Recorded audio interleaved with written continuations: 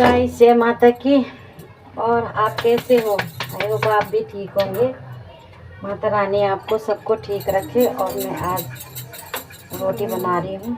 Time अभी पता नहीं चल रहा टाइम कितना हो रहा है।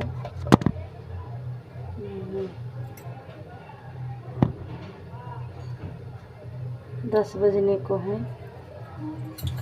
और मैं रोटी बना रही हूँ। रात के 10 बजने वाले हैं। ये रात का खाना बन रहा है मेरा। और जैसे कि मैंने आपको यूट्यूब में बताया भी, अपने पिछले ब्लॉग में, कल के ब्लॉग में बताया था मैंने कि मेरा परिचय, मेरे पापा कैसे कैसे, मैं कैसे। तो आज मैं आपके सामने शेयर कर रही हूँ कि मेरे बच्चे, मेरे हस्बैंड कैसे हैं, मेरा बेटा। पहले तो माता रानी की बहुत शुक्रगुजार हूँ मैं, और माता को मैं बहुत मानती हूँ। शिव जी को तो मैं बचपन से ही मानती थी। शिव जी भगवान को तो मैं बचपन से ही पूजा पाठ करती थी। जो शिवरात्रि आती थी तो मैं बहुत भक्त करती थी मैं शिव जी की। तो माता रानी ने मुझे शिव के जैसे ही पति भी दिए। तो मेरे पति बहुत अच्छे हैं, इसीलिए आज खुश रहती हूँ। उनकी वजह से ही खुश रहती हूँ। कोई चीज़ की ज़रूरत पड़े तो पापा मम्मी की मतलब कमी महसूस नहीं होने देते। हालांकि माँ बाप तो माँ बाप ही होते हैं, पर कहते हैं कि पति पे भी बाप की साया होती है। तो जब से मेरे पापा ख़त्म हुए तो मेरे पापा ने बोला था कि दामाद जी, इसको मैंने बड़े लाड से पाला है, इसका ध्यान देना, इस पे अक्ल नहीं है। तो ये जो मैं आज रोटी बना रही हूँ, तो इसके पापा ने ही मुझे रोटी बनाना सिखाया था। नहीं तो पापा की डेयरी थी, मदर डेयरी खोल दी थी पापा ने। तो जब पापा ने पहले तो घी बहुत पेवर आती थी। जब पापा की डेयरी में घी आती थी तो ऐसे आती थी जैसे सूजी नहीं होता, सूजी के जैसे मोटे मोटे, और एक खुशबू। आजकल घी में खुशबू कहाँ है, सब चीज़ मिलावट है। तो मतलब हम घी दूध में ही पले हैं, मैं घी दूध में ही पली हूँ।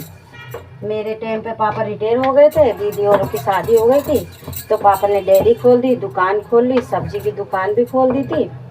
तो मतलब मेरे मौज रहते थे, बहुत मौज करा मैंने सही में। इतना शुक्रगुजार मैं माता रानी की। तो जब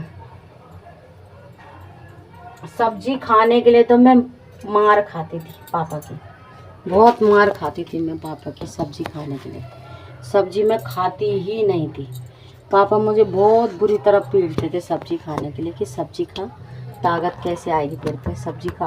पर मुझे दूध और घी चाहिए होती थी। मैं दूध घी में मैं 10 रोटी खा, अब भी अब तो बुढ़ापा आ गया तो वो पछता भी नहीं है मुझे।